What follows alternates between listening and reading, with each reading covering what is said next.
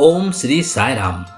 श्री सत्य Sai speaks volume 3 page 57 में स्वामी कहते हैं, हमारे चारों ओर की प्रकृति का उद्देश्य और रहस्य इंद्रियों का उपयोग केवल सांसारिक सुखों के लिए नहीं बल्कि आध्यात्मिक आनंद को बढ़ाने के लिए होना चाहिए।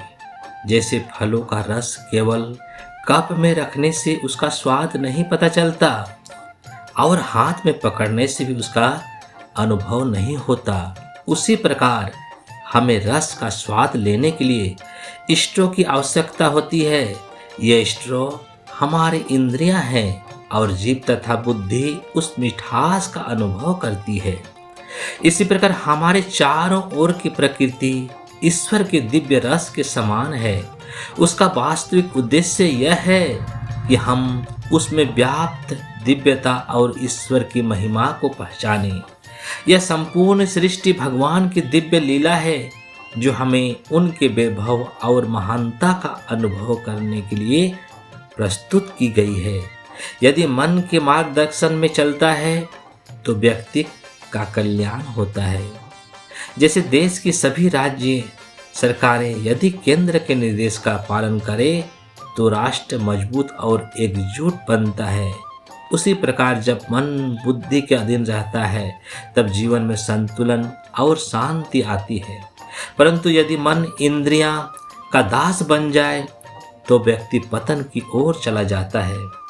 जब मन बाहरी आकर्षणों और झूठी कल्पनाओं में खो जाता है तथा वास्तविकता को भूल जाता है, तब यह दिव्य माता प्रकृति हमें झकझोर कर जगाती है।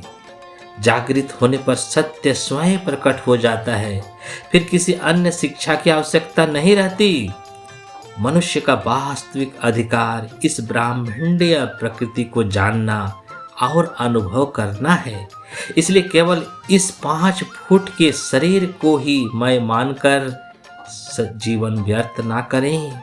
परिवार, घर, गांव, समाज, राज्य और राष्ट्र तक सीमित आसक्ति को पार करना आवश्यक है।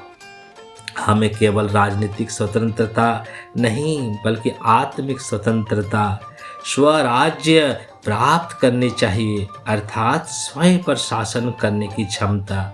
यही सच्ची मुक्ति और आध्यात्मिक उन्नति का मार्ग है। ओम श्री साई राम। जय जय साई राम।